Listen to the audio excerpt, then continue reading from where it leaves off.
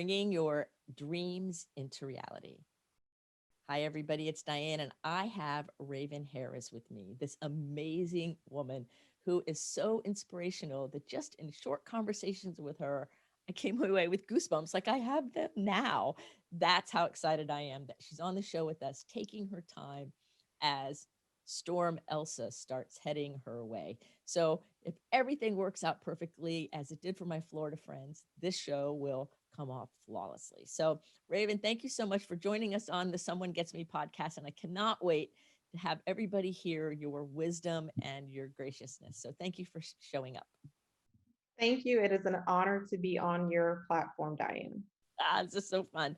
So when we were talking before, you mentioned to me about being, I believe it was a CEO of a hospital, and then leaving that whole venue, you were quite young, to follow your dreams. And I would really love to hear a little bit of that backstory. Like, we would all love to catch up. Like, first of all, how did you get there? And then what prompted you to leave something that has a lot of prestige and clout and good things in the world? Like, what was that about? So if you could give us some backstory, that would be great. Oh, that's so good. So, backstory, I am from a small rural town in Southwest Georgia. And growing up, I always loved theater, the arts, performing. I just love that it evoked emotion. And one of the things I loved about being on stage is I felt that it was very freeing. For me, I'm an introvert. So I get a lot of my energy and a lot of my recharge by being by myself. But the stage was the one place where, in an audience or in a group or performing, where I felt like I got a rush. And I just, when I was younger, I just wanted to be an actress. I was like, I'm going to be this major actress. I'm going to be a child star. And then the naysayers came in. Then the doubt came in. Then the it's impossible. I now call that like outside noise, but I didn't have the wherewithal to know that's what it was at that time.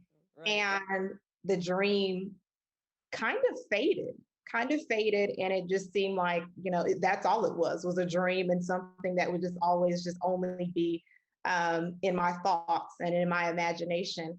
And I went on to follow a career in healthcare because I was really strong in the math and sciences. And throughout college, I had an amazing mentor who happened to be a podiatrist of all types of specialties, who really shared with me, Raven, get an understanding of the business side, because healthcare is still a business. And that's where a lot of the independent physicians struggle, or sometimes you hear people say mom and pop or private practices struggle. And we need an understanding of how do we bill for healthcare? How do we understand how to make sure that we stay in business and we're able to operate and have a healthcare company?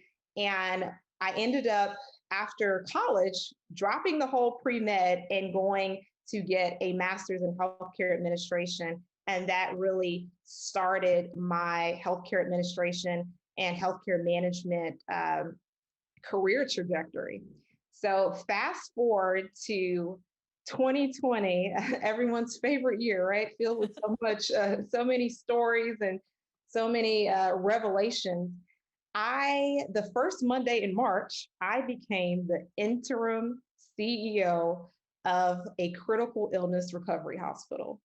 And we all know, maybe about 10 days later, the entire world imploded and we went on lockdown. And it just was, the healthcare system was completely just really unprepared and just taken by shock, by storm. And I just remember being in these rooms, walking the hallways, seeing so much fear, chaos, worry, and from the staff, from the patients, the family members calling all hours of the day, all hours of the night because they can't visit. And with seeing so much death and seeing so many patients expire, it really made me start to think about my own mortality. Mm. It made me think about, Oh wow, Raven. This people are just passing away so quickly, so unexpectedly. And it made me think about too, the late great Dr. Miles Monroe says the richest place on earth is the cemetery. And that kept just running through my brain. And I just knew, I was like, Raven, that burning desire you have to be of bigger impact, those dreams that you thought had faded that keep coming back up. Mhm. What are you doing about them?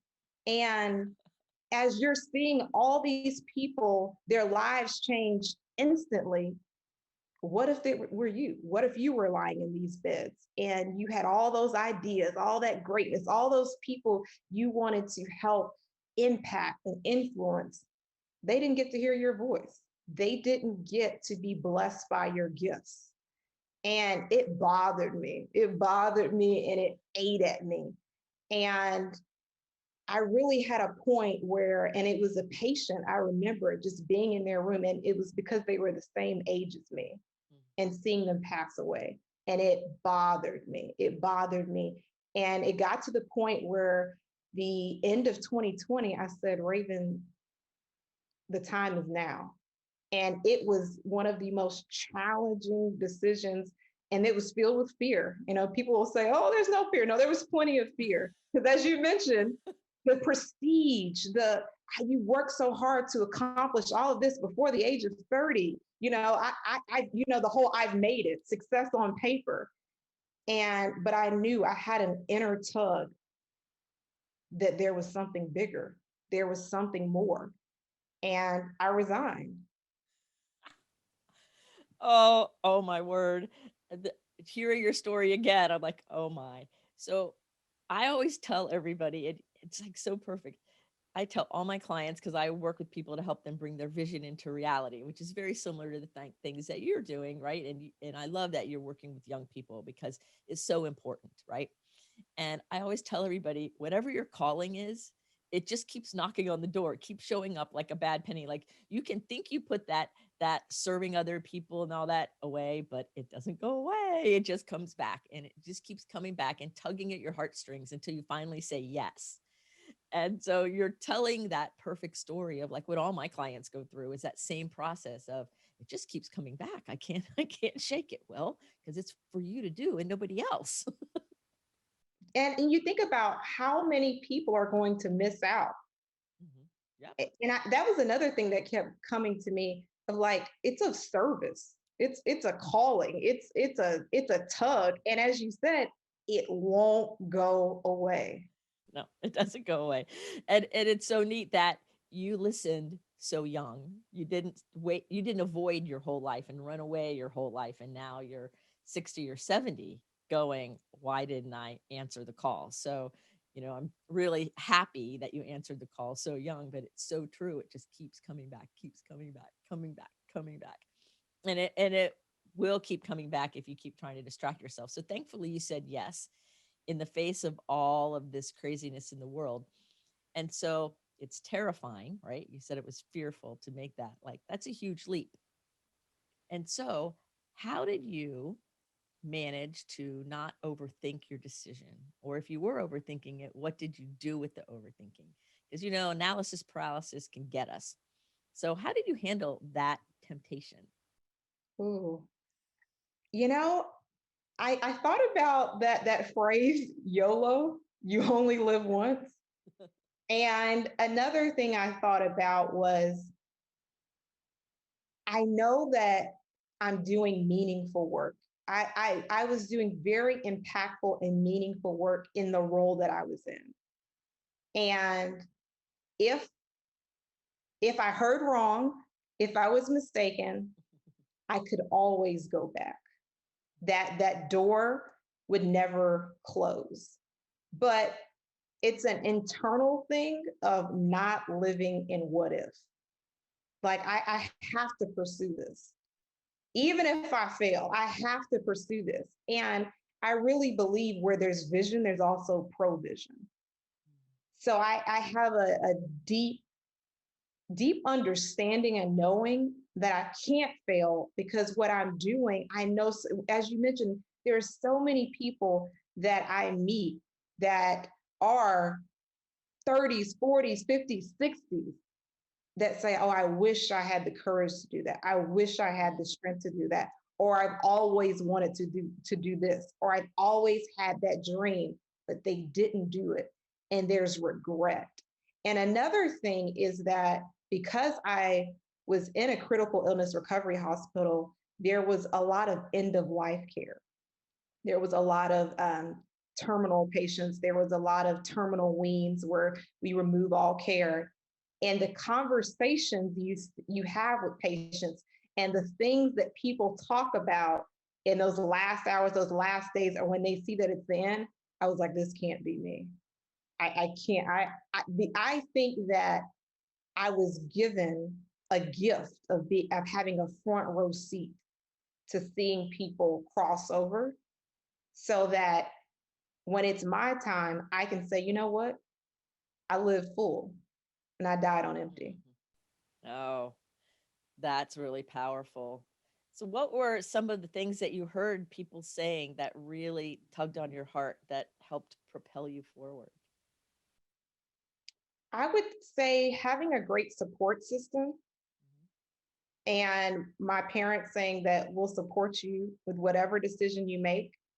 Um, Another person that was a colleague that actually worked for the same organization reminded me that if you don't do what you feel that you need to do, you'll be resentful. You'll resent yourself.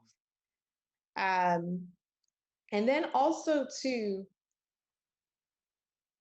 a very close friend, when I ran this across them, and it was only a certain amount of people, maybe 5 people that knew about this decision, because I didn't want anyone to really um, cloud my judgment and my decision making for something that was this big and pivotal for me. But a very close friend mentioned to me, like, I always knew you were supposed to do something else. I was wondering when you were going to recognize it. They're like, yeah, you're great in healthcare. And that was another thing that I struggle with too, because oftentimes when we're great at something, we may mix that with being like where we're supposed to be, our calling. And for me, I had to recognize that I was great at what I did because of my character, my integrity. I'm going to always do a good job because that's who I am. Right. But that didn't mean that there wasn't something different or more for me. And that also, too, that season, I believe I was supposed to be there in that season. And I heard that from staff members. I heard that from patients. I heard that from family members. I'm so grateful for you. And I'm grateful that I could be of service to them. But I knew that, this season was ending and it was time for a new season. Right, exactly. And it's it's being willing to be in the flow of that. Like I always tell people that we have one calling, but there's many iterations of it. So of course you were in healthcare doing a good job because that's who you are, right? And it gave you all the grist for the mill and the information needed so that you could answer your calling in yet a new and more exciting way that's more aligned for you. Not that healthcare wasn't aligned, but this is more aligned. And then that saying yes to that creates a whole new season of amazement and possibilities and expansion that you could have played small and stayed in what was familiar and comfortable, but you didn't. You followed and you had faith in that deeper calling.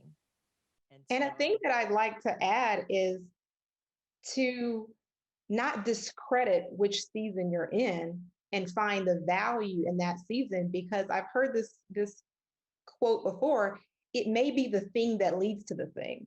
yes, yes. Uh-huh. Yeah. So it may be a stepping stone, and also too, it may be the exposure and the experience you needed to be prepared for the next opportunity or for the next obstacle. And one of the things that when we were talking about the storm, I didn't share with you. So I lived in Houston, and I was there during Hurricane Harvey. So I had experience with disaster management, emergency preparedness, evacuating hospitals, chaos. I worked in the dialysis area, so I knew we lost water in some of our locations. For anyone that knows anything about a dialysis machine, the standard dialysis machine runs off of water. So we had to have equipment FedEx by air in overnight, train nurses how to use new equipment. And I was like, oh, wow, who would have thought that a pandemic would happen 3 years later? And I feel that that experience in Hurricane Harvey, knowing how to keep a level head, how to make sure that I lead my team with effective, clear communication, knowing what type of communication lines, channels, as well as just keeping everybody kind of cool, calm, collected, and connected. I think that that prepared me when in March 2020 the pandemic happened. Now they're definitely different, but in terms of chaos, fear, uncertainty, I was Right. like, huh, I've had experience with this before. Yeah. So it didn't shake me, I believe, as much as it may have shaken others. So you just never know how something in life is preparing you for the next obstacle or the next opportunity. But that experience and that exposure is great, great preparation, and it really builds character. And I think that really helped me to be able to navigate in uncertain times. Oh, certainly it did. Wow, I didn't know you were through Hurricane Harvey. Whoa, that was a big one. I have a lot of friends in Houston and a lot of people, and when you learn how to have crisis management, I worked in emergency rooms and did psychiatric triage for a while, and so that prepared me for a lot of different things. And then running substance abuse treatment centers and doing all those, and I love what you're saying because it's so true.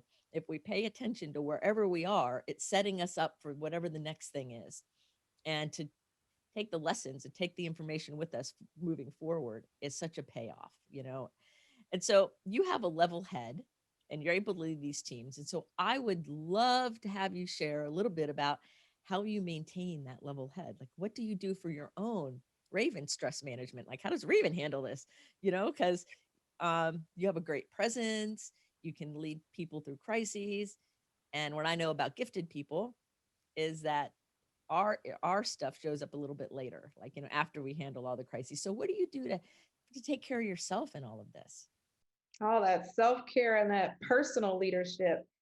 What is highly important for me is journaling. I think that people who are high achievers, which are typically the people that are listening to podcasts like these, it's often that we just have racing thoughts.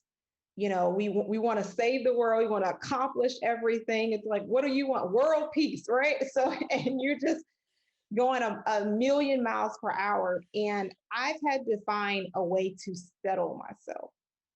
And journaling has been that for me.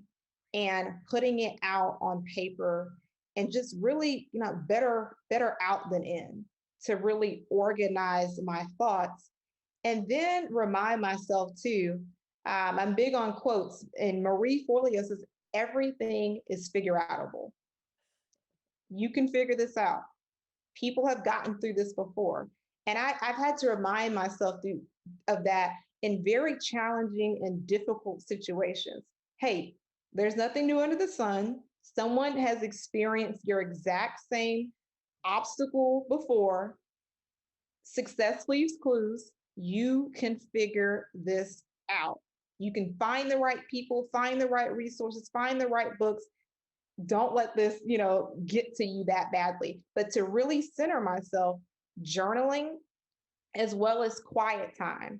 And depending on your personal and professional responsibilities, that quiet time may be limited, even if it's just 10 minutes daily, to just, you know what, I'm just going to let thoughts come in and out. They're not good or bad, they just are. Just to center yourself. There are no answers in chaos. And I'm finding that so many people don't take the time to just, okay, I'm just going to sit with myself and just relax and do some deep breathing to clear my mind, clear my head, and clear my thoughts. And that's where I feel like for me, I get a lot of inspiration, I get a lot of innovation, but just peace and quiet. And that's how I really recharge. Oh, and I forgot to add walking in nature. I come up with the best ideas when I'm walking in nature. Just me, just hearing the birds chirping. I'm like, oh, that's good. Oh, that's good. So those have been those have been the three things: the journaling, the quiet time, and the walking in nature.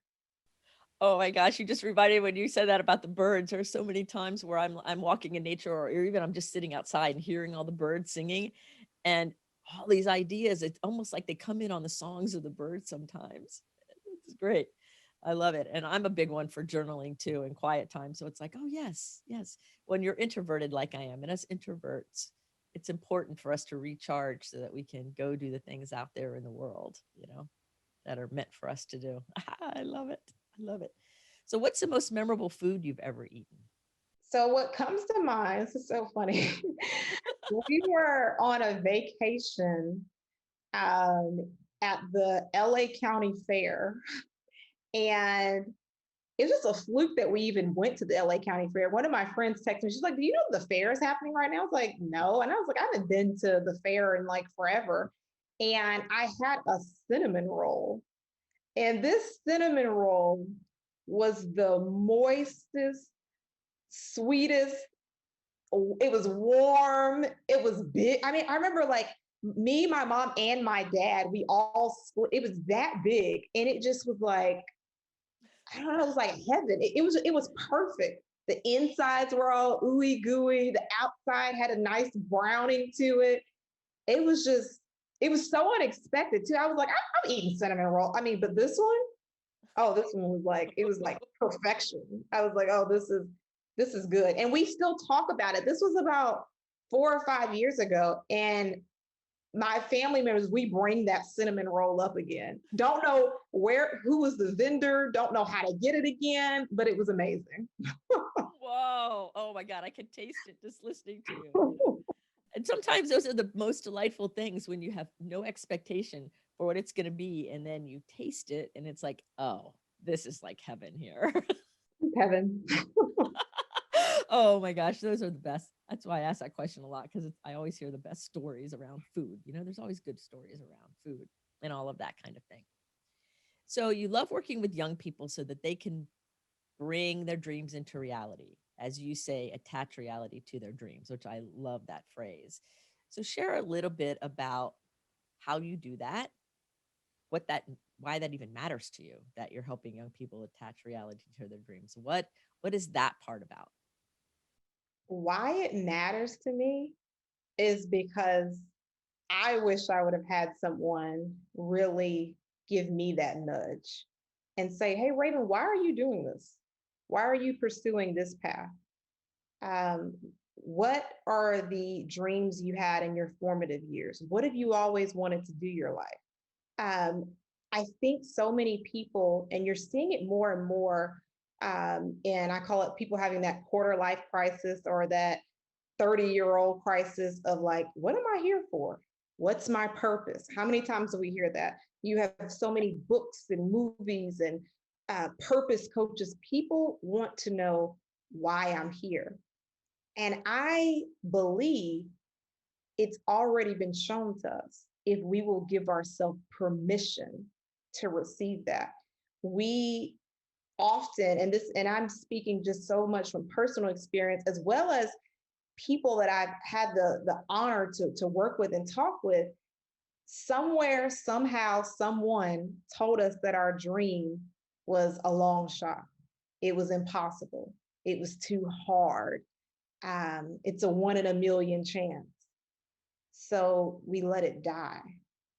But it didn't die internally. And so many people have given up and they're going through the motion. They're existing and not really living. And there's a Gallup study that came out that said 85% of people dislike their job. Wow. They're just there. It's a paycheck, it pays the bills. And I really believe, and I mean, it's cliche, but it's real. There's more to life than just existing. We want to have some fun. We want to, I believe that when you are in your zone, when you are locked in, when you are in your sweet spot, it shows Right. and everyone can feel it and you can feel it. And there's a different level of joy Mhm. that people have. And what I work with young professionals, millennials, young adults, new and emerging leaders on is going back to that core. What's that inner joy? And it's a process, it's a journey because a lot of us have allowed the outside noise to almost kill our dream. Mhm. So, how do we rediscover it? And the different um, trainings that I work with clients on is, what do you love? What are your skill sets? What do you do that you discredit because it comes so naturally to you? That's a big one. That's a big question right there. And it goes back to what's your why and the what. What's the vehicle? That's another thing. A lot of people have a why, but they don't understand what the vehicle will be to have that why come to fruition. What's the what? And it's a process and it's a journey, and we go through different types of trainings to really rediscover that. And the biggest thing I've seen, which is so interesting to me, is I will see it quickly, but it's not for me to see, it's for them to see. It's for them to arrive at. Because sometimes when someone tells you something, you're like, I don't know, I don't believe that. And it was so amazing. Just Friday, I was talking with a client, and she was like, "Oh, it's this," and she said, "But you already knew that, didn't you?" And I just nodded. I was like, I was waiting for you. I was waiting for you to join the party of your greatness because I saw it.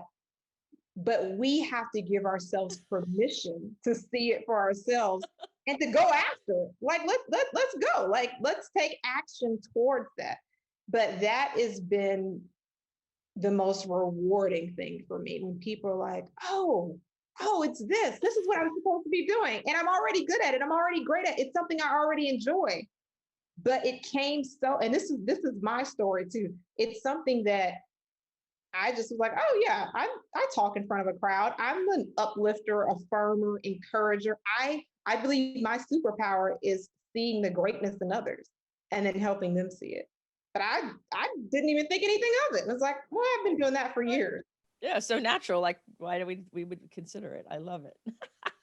So, everybody, you're listening to Raven Harris, and if you're enjoying what she's saying as much as me, check out the show notes and follow her on social media. Let her know you heard her here, because everything Raven is saying is bringing me goosebumps after goosebumps after goosebumps, and it's like I'm talking to a younger version of myself who's much more wise than I was when I was young, or something like that. I don't really know exactly, but what an inspiration Raven is being. So make sure you follow her on social media and check out the rest of her bio. The name of her company is Activate the Dream. How about that? Activating. I use the word alchemy. It's very, very similar. And I love all of that. So, Raven, do you consider yourself intuitive? I do. I call it my inner guidance. Mm-hmm. And you'll hear people say, their gut. I call them, I get downloads. I was like, I just got I this say? download. I just got this download. So inner guidance and download. And it goes back to, again, trusting yourself. And that's the transformation that I want everyone to have. Like knowing what's right for you. Yes. And I feel like there's a level of like comfort and a peace you feel about when you're doing what's right for you. I always say my gut has never lied to me, but I have to choose to listen to it. Yes. And you have to be so in sync with self. And that again, that's a journey, that's a process. We are all evolving, and you have to daily lean into. And that's why that quiet time is so important, to be able to trust you. Like, I got this. Mm-hmm. I know what's right. I know like what speaks to you, what lights you up. This is it. This is it. And knowing that and being confident in that. But it's definitely a daily process. Oh, yes. Oh, yes. So totally. I say it all the time too. That I get downloads. I'll tell my clients, if especially the new ones, I said every once in a while I'll get a download about you on some other day, like at some random time. And so if you get an email or a text message or a phone call or whatever, then just get used to it. And if one doesn't come, then I don't do that. And so they all laugh initially, but then when it comes, they're like so grateful that I said something at the moment. So I think there's a timing of how when we're all connected. Do you feel that sometimes with your people you're working with, there's a timing in the connection? I do. And I believe that goes back to seasons. Mhm. And one of the things, as I am newer in the formal coaching business, one of the things that I've had to even understand is that I'm in a planting season right now. Mhm. And knowing which season you're in is very important. And will the harvest come? Absolutely. But I know right now I'm planting and I must continue to water that seed and create ripples. Right. Keep planting because we're coming into the growing season and we got to water and care for those seeds as they grow in order to harvest. Perfect. I love it. Okay. So, is there anything that you wanted to share on this interview before I ask you your last question? Is there anything on your heart that you're like, oh man, I really wanted to talk about this, or I want to tell this story that I didn't ask you about? Because we've covered a lot of bases and you have said so many amazing things. I still have goosebumps from the minute we started talking. This is so exciting for me. So, is there anything that's on your heart that you would like to share that I didn't ask you about? Simply thank you. I feel blessed to be a blessing. Oh, awesome. So, your last question is this: if we were going to have a billboard that the entire world was going to see with Raven Harris's quote on it, what quote would you place on that billboard for everyone to see? You owe you, Oh, I love period. that. You owe you. Got that, everybody? You owe you. Raven Harris. You see it on the billboard. I see it on the billboard. That is amazing. Oh, thank you for that inspiration. And thank you for sharing so much inspiration with us today. And I know that every young person, or every person really that you work with, will be so blessed to have you in their life and will show up in your life right on time. I see it happening for you. So it's so exciting. I'm so happy for you. So remember, everybody, thank you, Raven, for being on the show. And Thank you. remember, everybody, keep your face to the sun so the shadows fall behind you because you're a rock star. You're here on purpose with a purpose. And as Raven says, remember, you owe you. Till the next episode, if someone gets me, be well.